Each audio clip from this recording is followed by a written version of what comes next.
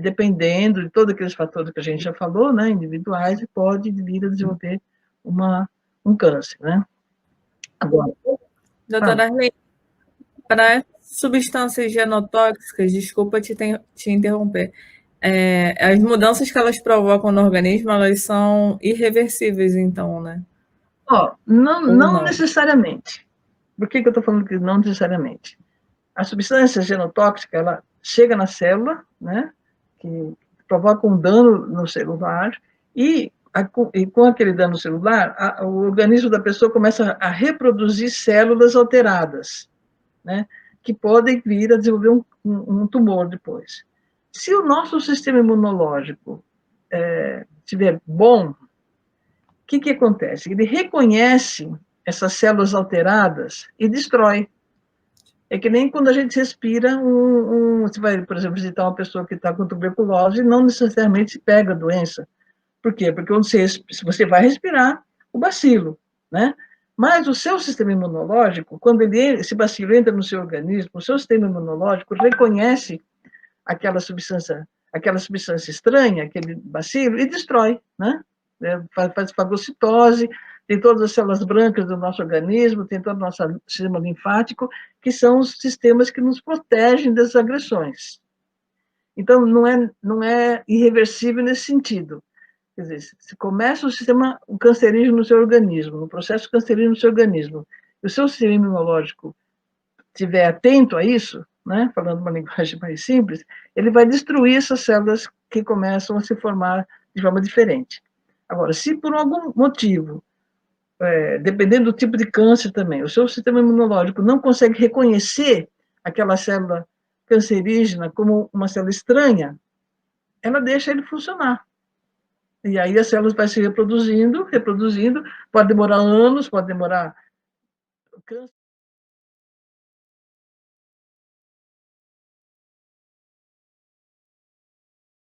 E aí, então, eu acho que é importante eu discutir com vocês quais são as características das escalas de trabalho. Então, primeiro é o quê? Qual é o esquema de turno de vocês? O esquema de turno de vocês é o esquema alternante, né? Então, tem dias que você trabalha de manhã, vocês trabalham de manhã, outros dias à tarde, outros dias à noite, tá? Mas existem outros esquemas de turno. Você tem o esquema contínuo, semicontínuo, descontínuo, que são aquelas empresas que trabalham, por exemplo, 4 dias, 12 horas, e depois fecham os outros dias, e vai abrir só na outra semana, tá? Mas o de vocês, né, eu acho que isso a gente tem que discutir, é um turno alternante.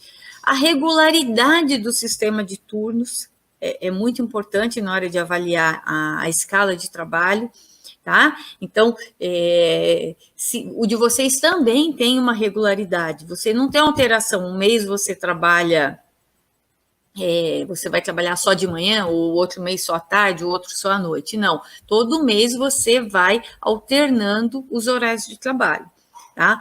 O número de equipes e turmas de trabalho, né, quanto maior o número de equipes, melhor, porque você vai ter turmas que vão cobrir as folgas, as faltas, tá? Então, isso é importante.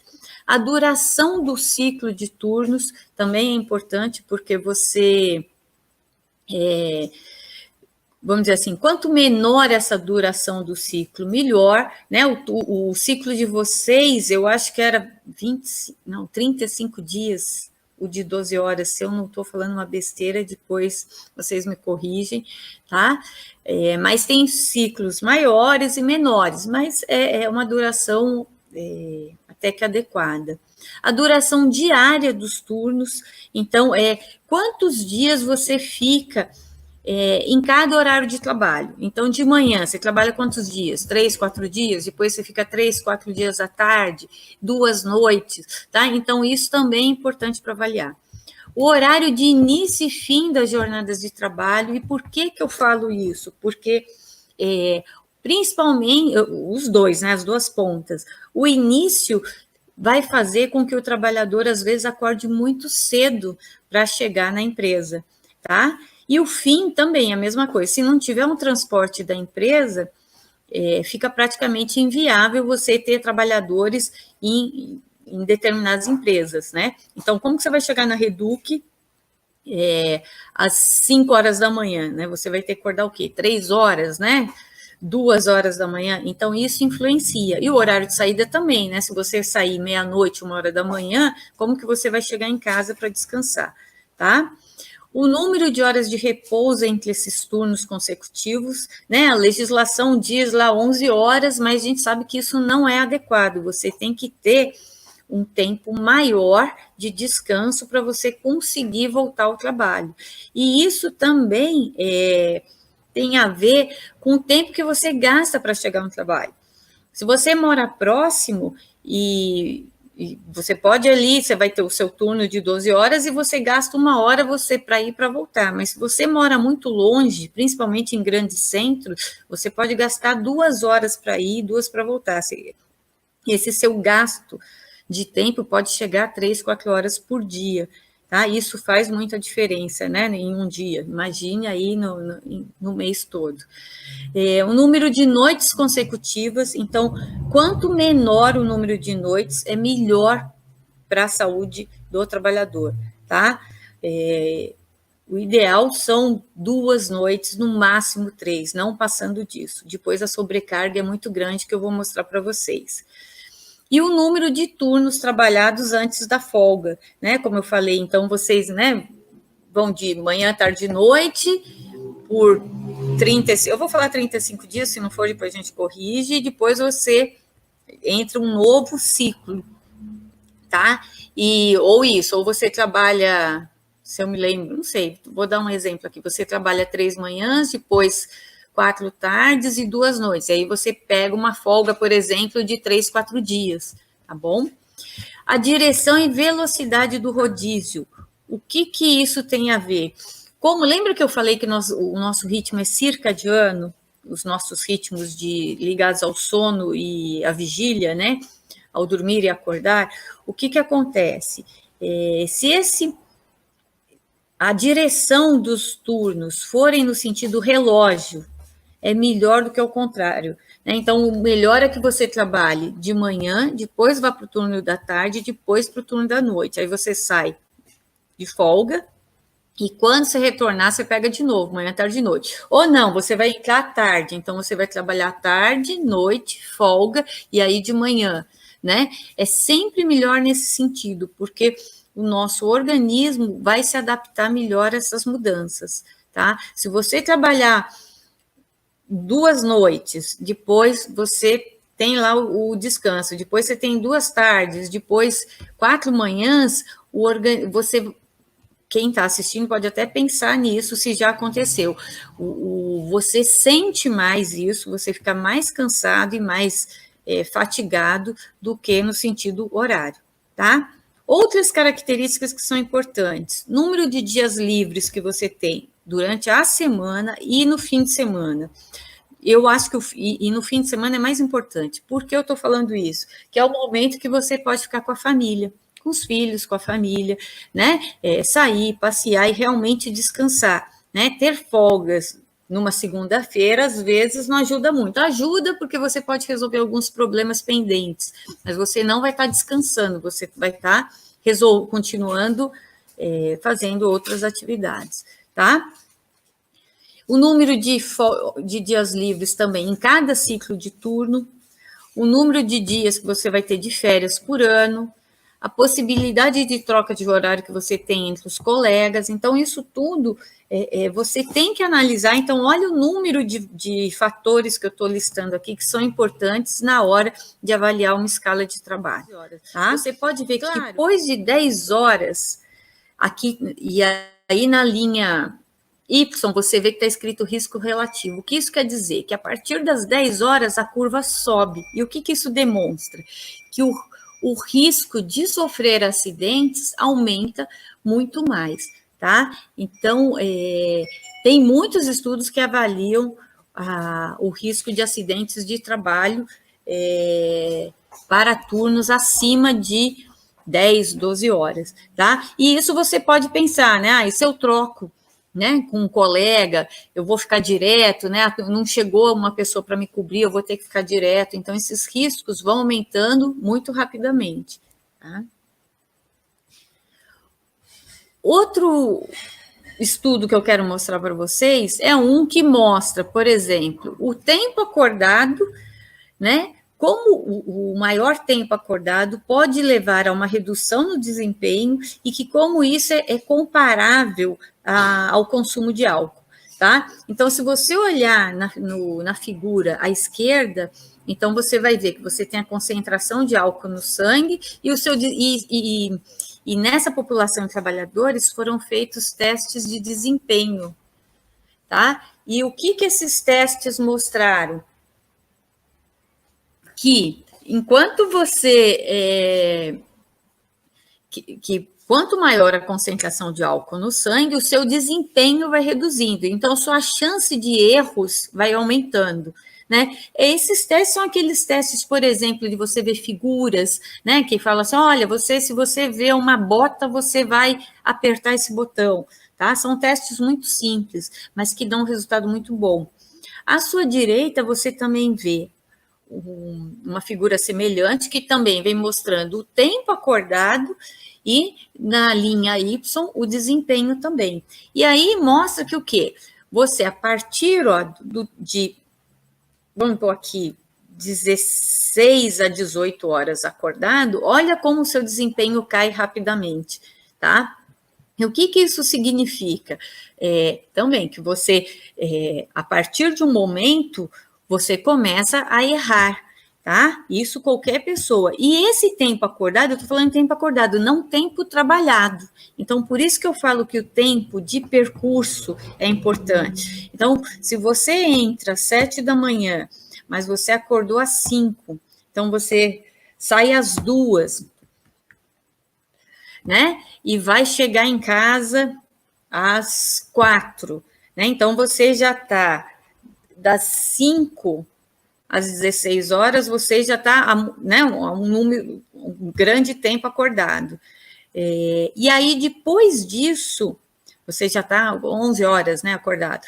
E aí, depois disso, você vai chegar em casa, você vai cuidar de casa, cuidar de filho, né, às vezes a pessoa estuda, então você ainda tem outras atividades. E aí, se você ainda fica muito tempo acordado, então imagina isso, como você começa a ter uma redução de desempenho e poder errar, tá? E até ficar...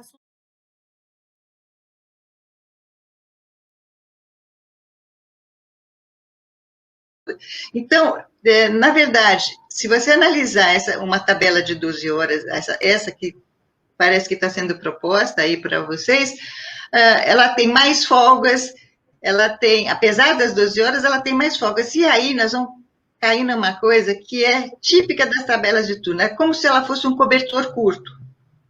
Se você puxa, cobre a cabeça, você fica com o pé de fora. Se você deixa, cobre o pé, a cabeça fica de fora. Se você trabalha, ou a jornada é mais curta, e você tem mais trabalho, ou ela é mais longa e você tem menos dias de trabalho e mais folga. O que é melhor? É difícil da gente ver, né? Eu acho, então, o que os especialistas, as pessoas que trabalham nisso, propõem? Que a gente analise cada setor, cada item de uma tabela, não só a duração diária, mas a duração semanal, a duração mensal. Discuta isso com bastante calma. E no caso de vocês, eu acho até agora, né? Já que está tendo uma experiência dessa, pensar melhor nisso. O que está acontecendo com essa experiência que nós estamos vivendo aí? Eu me pergunto assim, vocês estão com um problema grave de pessoal, de falta de efetivo, e muita hora extra. Então, essa questão não vai ser resolvida com a tabela, não há tabela que resolva a questão dos efetivos. Questão de efetivo, ela só é resolvida se você contratar mais gente. Não é uma tabela que resolve isso. Certo? Agora, eu fico pensando o seguinte, como é fazer uma hora extra depois de um turno de 12 horas? Né? Como é que vai ser isso? São questões a serem discutidas, a serem levantadas, né? E eu acho que a experiência, esse momento que vocês estão passando, com essa experiência já de turno de 12 horas, do que eu entendi, que foi feita para a gente ter menos rendição, né, menos tempo de transporte, etc., que é verdade, que isso... Você vai menos vezes para o trabalho, né? E isso é realmente uma vantagem que tem que ser levada em consideração, não só na pandemia, como fora da pandemia, porque o tempo que se gasta em transporte é uma coisa muito grande que leva, que entra na conta lá do que é bom ou não para a saúde, né? Então, eu acho que a gente tem que pensar bem nessas questões todas, e a única coisa que eu acho que a gente não precisa ter é pressa. Não acho que... Então, na verdade, assim, é uma pergunta muito difícil de ser respondida, se deve ser A ou B. Quer dizer, porque quando as pessoas me perguntam qual é a melhor escala, como eu deve ser, existe, sim, algumas regras que devem ser seguidas para a escala não ser muito ruim. Mas, assim, sempre haverá algum problema na escala, principalmente porque vai exigir que as pessoas estejam acordadas num horário que deviam estar em repouso. Então, quando se fala como é que devem ser as jornadas, né? A gente responde assim, que tem uma variedade de condições e fatores que se intensificam ou atenuam as jornadas, as dificuldades, e isso leva a uma outra dificuldade, que é estabelecer um limite seguro para as durações das jornadas, que podem levar à exposição excessiva a riscos no trabalho, ou riscos decorrentes do trabalho. Então, qual é o limite da jornada, é algo que nós não podemos, nesse momento, e não tem nenhuma publicação que diga, não, pode até 8, pode até 9, pode até 10, até 12, até 14, depende de muita coisa. Depende da média de horas trabalhadas no mês, os dias de descanso, dos estressores presentes no trabalho, do padrão de rodízio, etc. O maior trunfo dessa escala são os sábados e domingos, que ocorrem praticamente todas as semanas. Bom, tem um mas, né? Mas o trabalhador em turnos, principalmente numa refinaria, ele não está sujeito só ao problema do trabalho em turnos. Ele tem múltiplas exposições ocupacionais na área de produção. Isso aqui é um artigo publicado em 2017, na Nova Zelândia, fizeram um levantamento bastante importante e mostraram que os trabalhadores em turnos da Nova Zelândia, eles tinham muito maior exposição a muitos riscos no trabalho, além da questão do trabalho em turnos, que eles chamam lá de non-standard hours. Então, essas múltiplas exposições ocupacionais, elas também têm que ser levadas em conta quando você defende a duração da jornada A, ou B, ou C. E um outro problema é os efeitos combinados do trabalho em turnos com esses outros riscos ocupacionais. Porque os riscos ocupacionais, eles são de variadas naturezas. Então, você tem longos turnos que podem agravar o impacto dos outros riscos. E pouco se sabe sobre as relações de trabalho entre os turnos e os efeitos dessas exposições tóxicas com esses vários riscos. Uma outra questão é que, como são mais curtos os intervalos fora do trabalho, entre 2 turnos, de 12 horas, ao invés, por exemplo, 16 horas, quando você trabalha 8 horas por dia, isso também pode significar menos tempo para a metabolização das substâncias tóxicas entre os turnos. E uma outra questão é, como é que é essa metabolização dos fenobióticos em quem está exposto de dia e à noite? Um dos problemas que nos preocupam é que os limites de exposição ocupacional não levam em conta as variações circadianas nessa metabolização. Ou seja, o clearance, ou remoção, metabolização dessas substâncias tóxicas, podem estar comprometidos. E se sabe que os limites de exposição ocupacional foram estabelecidos para 8 horas de trabalho diário. Aqui tem 2 artigos sendo citados que podem ser consultados. Finalizando, eu tenho para os trabalhadores em turnos múltiplas exposições de várias naturezas, físicas, químicas, biológicas, organizacionais, e elas vão atuar, de alguma forma, trazendo consequências negativas à saúde. E pouco se conhece na literatura desses efeitos, efeitos combinados dessas exposições.